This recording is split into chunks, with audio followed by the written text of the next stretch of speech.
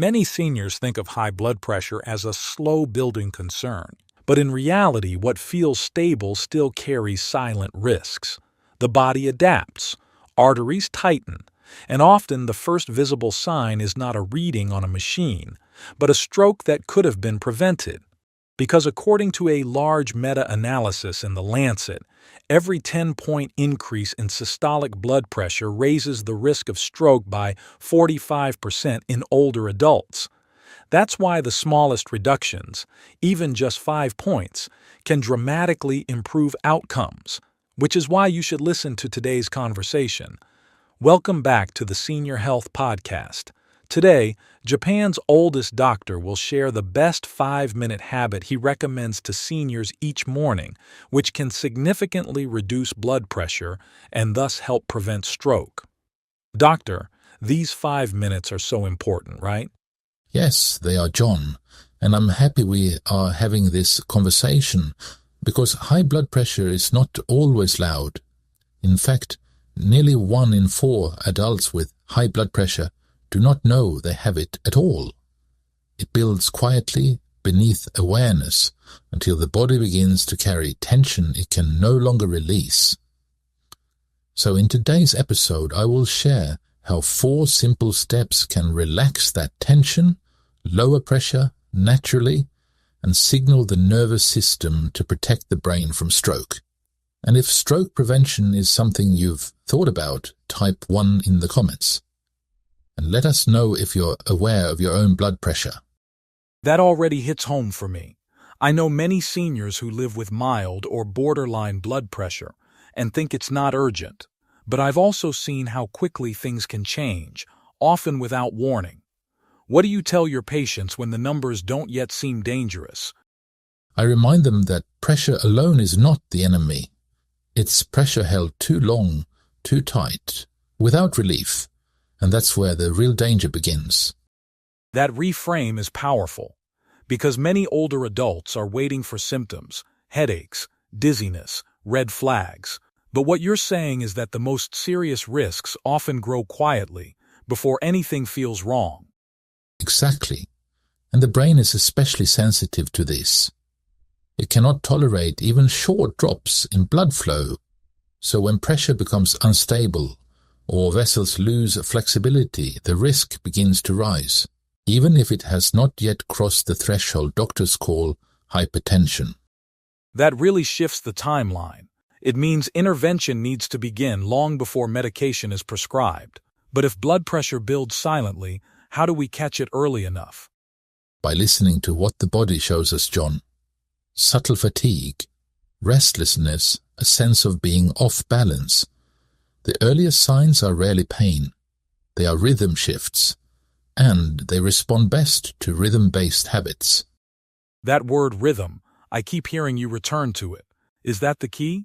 That stroke risk is not just about numbers, but about a loss of natural rhythm in the body? Yes, because when rhythm is lost, the vessels become confused.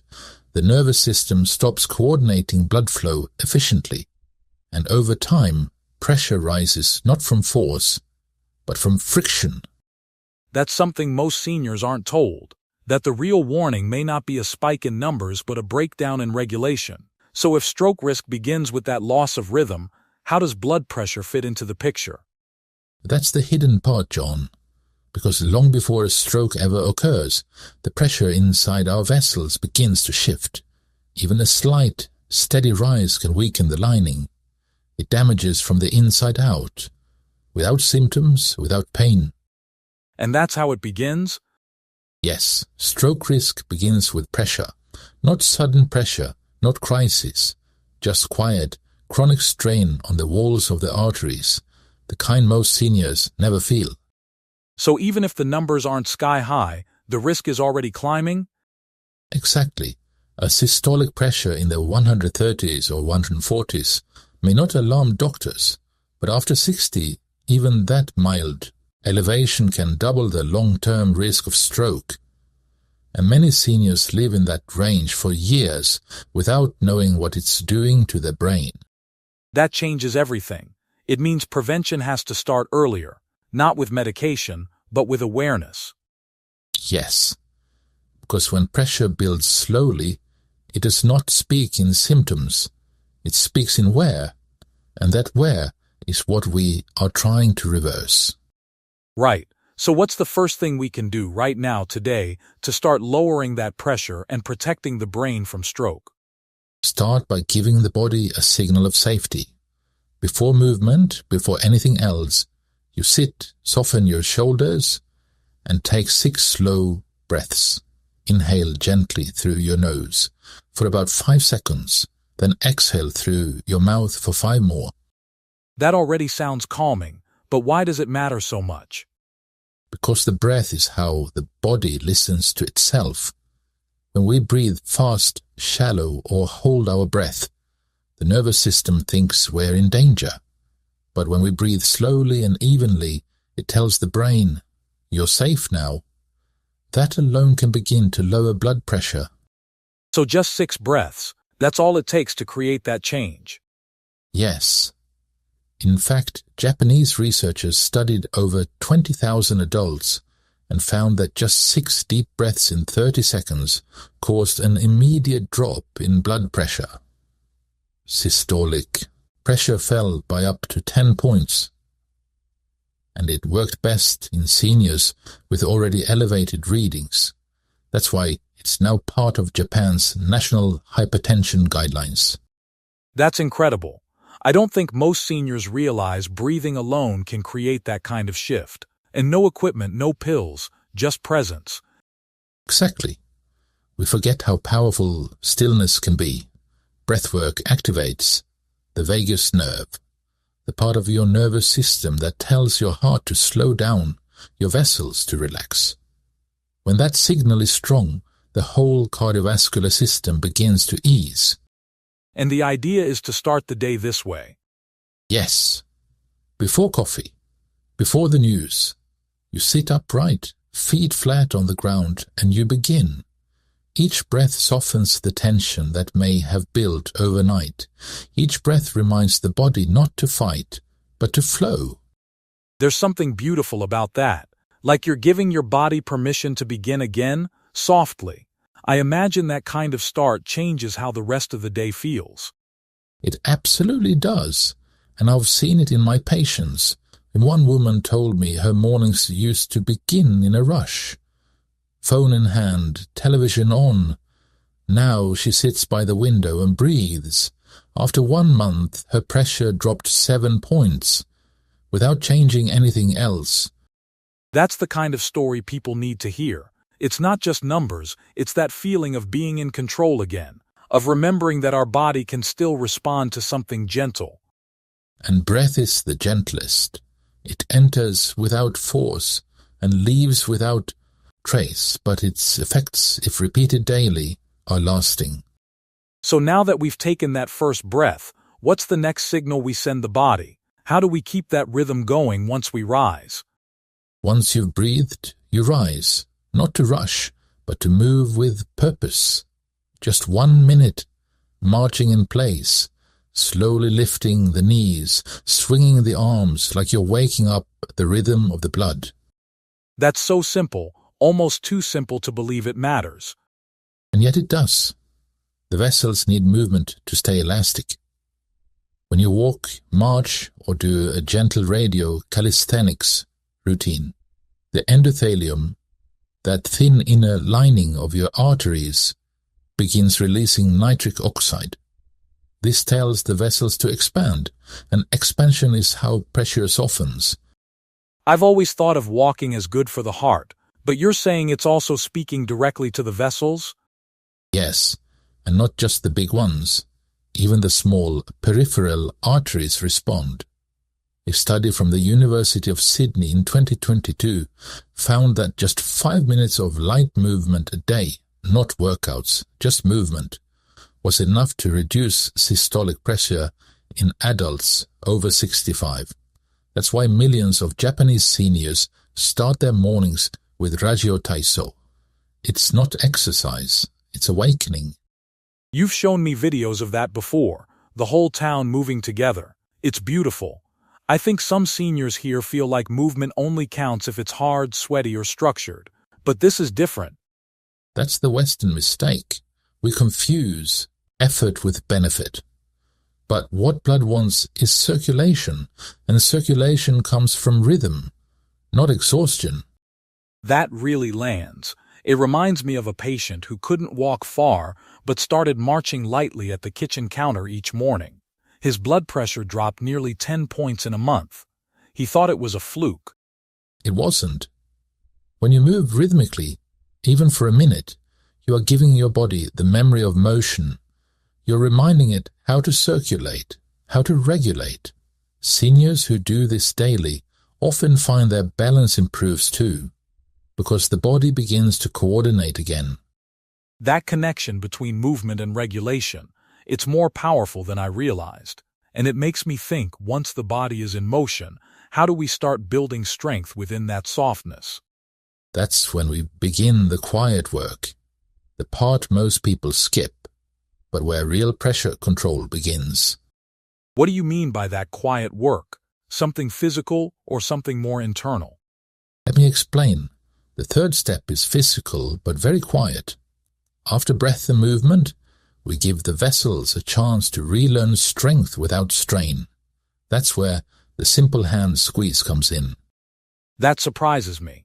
Something so small coming after movement feels almost understated.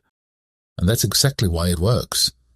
You take a soft ball or even a rolled towel and squeeze it gently with one hand at a time, about half of your strength. You hold for 30 seconds, then rest for a short moment, and repeat this 2 times on each hand. There's no rushing, no straining, just steady pressure that teaches the arteries how to respond without panic. So we're not talking about gripping hard or pushing limits, right? No, never. I hear that a lot. That effort must be intense to matter. But with isometric squeezing, the body learns control. The blood pressure sensors in the vessels, what we call the bear reflex, begin to respond more calmly. Over time, that lowers resting pressure. That's fascinating. You're strengthening the system that senses pressure itself, not just forcing it down. Exactly. Multiple clinical studies have shown that regular hand grip exercises can lower systolic pressure by 6 to 7 points, sometimes more. That's comparable to the effect of a first medication, but without side effects. And for frail seniors, it's safe because you can do it seated, breathing normally, without stressing the joints. I can already imagine seniors feeling relieved hearing that. No special equipment, no fear of falling, no pressure to perform. And I've seen the relief firsthand. One gentleman in his 70s told me this was the first time a doctor gave him something he could do while watching the evening news. After 8 weeks, his readings came down enough that his doctor delayed adding medication. That must feel empowering, like they're finally part of the solution instead of just reacting to numbers. Yes, and that sense of agency matters more than we realize. When seniors feel capable, the nervous system softens further, the body stops bracing, and pressure responds not just to the exercise, but to the confidence that comes with it. There's something deeply humane about that. Strength without strain, control without force. It feels like the routine is slowly guiding the body into balance. And once that balance begins, we don't stop abruptly. The body needs a clear signal that the work is done and that it's safe to rest. That final signal is often the most overlooked. That makes me curious. If the body has been breathing, moving, and gently strengthening, how do we close it in a way that helps all of that settle in? The last step of this 5-minute habit is hydration. Just a cup of warm water, or even better, hibiscus tea. It tells the body, you've done enough, now rest. I love that. It's like a bow tied around the whole practice. Exactly. Hibiscus contains natural compounds that work like gentle ACE inhibitors. They relax the vessels and encourage lower pressure, especially when taken consistently. And when it's warm, it soothes the digestive tract, helping the body absorb more of the ritual itself. I've recommended hibiscus before, but mostly in capsules. There's something more grounding about the tea itself. Do you prepare it in a specific way? I do, and it's very simple. Just take 1 teaspoon of dried hibiscus petals steeped in hot water for 5 to 7 minutes without any sweetener. Just let it cool slightly before drinking. Seniors with very low pressure or who take antihypertensives should check with their doctor first, of course. But for most, it's a beautiful, safe habit. That's such a small touch, but it feels meaningful. I imagine sitting with it quietly after the practice, just allowing everything to settle in. That pause matters. You are telling the nervous system, no more alarm, no more chasing. Just peace. And when that becomes part of the memory of each morning, the body begins to carry that calm forward. There's something so complete about it. Breath, movement, strength, stillness. It feels like all the systems are finally talking to each other again. And that is when the real shift begins. Not just in blood pressure, but in how the brain and body relate to time, rhythm, and presence. That's beautifully said. But now I have to ask, how often should someone do this? Every day? At the same time? How do we make it stick? Every day, if you can. Preferably in the morning, before distractions gather, before the blood pressure begins its natural climb. You want to give the nervous system its rhythm cue early, so it can carry that message all day. And 5 minutes is enough, because it's not just a routine, it's a reminder. I like that it becomes less about the activity itself and more about the message you're sending the body. Exactly. That's the real medicine, not the squeeze or the march or the tea, but the rhythm, the repetition. When the body begins to expect calm, it responds more quickly to it. That's how pressure shifts from being managed to being remembered. That's a beautiful note to end on. To everyone listening, thank you for spending this time with us.